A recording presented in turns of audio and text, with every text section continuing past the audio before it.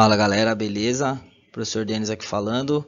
Nesse vídeo eu vou resolver alguns itens do exercício 113. Na verdade eu vou resolver o item B e o item D exatamente, né? O item A e o item C foram resolvidos na aula, né? E agora então eu vou tirar as dúvidas do B e do D que alguns alunos não conseguiram. Então o exercício 113 pede para determinar os pontos onde o gráfico da função do segundo grau corta o eixo X. Então como eu consigo determinar onde a função corta o eixo X? Então veja só. Aqui na página 79 do livro tem uns modelinhos, uns exemplos. Ó. Então, uma função do segundo grau vai ser uma parábola com cavidade voltada para cima ou para baixo. Aqui nesses exemplos são todas voltadas para cima, mas a ideia funciona igual com cavidade voltada para baixo. Ó. Então, uma parábola pode encontrar o eixo x duas vezes, pode ter duas intersecções, pode ter uma intersecção ou nenhuma intersecção. E aí o ponto é, para determinar essas raízes, ó, perceba que sempre onde cruza o eixo x, o y é zero, né? Ó. Se você olhar esses pontos aqui, ó, ele não está nem acima para o eixo y, nem para baixo, nem no positivo, nem no negativo do eixo y. Ele está no meio aqui, né? Está no zero, certo? Então, para determinar as raízes, basta colocar o x, o f de x igual a zero, ou y igual a zero, para determinar onde cruza o eixo x. Bom, então vamos começar no item B aqui. O item B é dado uma função do segundo grau, f de x é igual a 2x² menos 7x menos 30. Então vamos descobrir quais são os pontos onde corta o eixo x.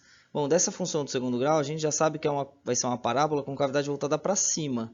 Agora a gente ainda não sabe se cruza duas vezes o eixo x, se cruza uma vez ou se não cruza nenhuma vez. Bom, de qualquer forma, independente dos três casos aí, a forma como encontro as intersecções é a mesma. Basta pegar essa função e igualar a zero, trocar o f de x por zero, certo? Que a gente viu ali na página anterior. Bom, então, trocando o f de x por zero, cai numa equação do segundo grau. E a equação do segundo grau tem várias maneiras de resolver, né? Como aqui o número que acompanha o x² é 2, a maneira que a gente sugere fazer é pelo método de Bhaskara, né? Aquela formulinha lá, ó. X é igual a menos b mais ou menos raiz de delta, que é b² menos 4ac, sobre 2a, que é a fórmula de resolução de equações do segundo grau, né? Também conhecida como fórmula de Bhaskara por alguns. Bom, então, usando essa formulinha, substituindo, ó, lembrando que esse daqui é o a, o termo que acompanha o x², o número que acompanha o x, o coeficiente que acompanha o x é o b, e o c é o termo independente, a, b e c. O a é 2, o b é 7 e o c é menos 30. Então, substituindo nessa formulinha aqui, fazendo as contas, coisa que vocês já treinaram bastante lá no Fundamental 2, fazendo as contas, a gente chega até aqui, ó, que o x é 7 mais ou menos 17 sobre 4, certo? E aí, então, esse mais ou menos indica que vai ter duas raízes, ó. Uma raiz vai ser quando a gente usar o positivo, vai ficar, ó, 7 mais 17 dá 24, sobre 4 dá 6. E a segunda raiz a gente usa o negativo, né?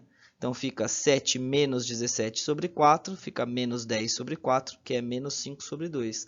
Então, dessa função que a gente viu que era uma parábola com cavidade voltada para cima, tem duas raízes. Ó, cruza o eixo x em dois pontos. Uma no menos 5 meios, outra no 6, certo?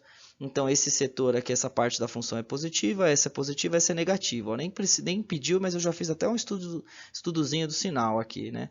Bom, então vamos responder as perguntas. Quais são os pontos onde cruzou o eixo x? Então, são esses dois pontos aqui, ó. Esse ponto é o menos 5 meios e 0, certo? X vale menos 5 meios e o y vale 0. Afinal, a gente colocou, né, que o y tinha que ser 0. E o outro ponto é o 6 e 0. E no item D é a mesma coisa, ó, foi dada uma função do segundo grau, vamos determinar os pontos de intersecção com o eixo x. Aqui a gente já sabe, ó, pela formulinha, como o número que acompanha o x² é positivo, vai ser uma parábola com cavidade voltada para cima. A dúvida, de novo, é se tem duas raízes, uma raiz ou nenhuma raiz. De qualquer forma, para encontrar as intersecções, a gente vai ter que fazer a mesma coisa. Ó, tem que pegar essa função, igualar a zero, resolver essa equação. Então, de novo, ó, pelo método de Bhaskara, utilizando a formulinha aqui, substituindo os valores de A, B e C, a gente vai descobrir que o delta vai ficar raiz de zero aqui, né? O delta é zero, então vai aparecer raiz de zero. Quando dá raiz de zero, as duas raízes são iguais, né? Por quê? Porque se eu utilizar mais zero e menos zero, vai dar a mesma resposta. Então, só tem uma resposta para x aqui, ó. Então, essa continha vai ficar 12 mais 0 dá 12 sobre 8 dá 12 sobre 8, que simplificando fica 3 meios. Então, essa função só cruza o eixo x uma vez no ponto 3 meios, certo? E aí, bom, nem precisava ter esboçado o gráfico aqui, afinal a pergunta é qual é o ponto, né? E o ponto é esse aqui, ó, quando o x vale 3 meios e o y vale 0, então é o ponto 3 meios e 0. Beleza, pessoal?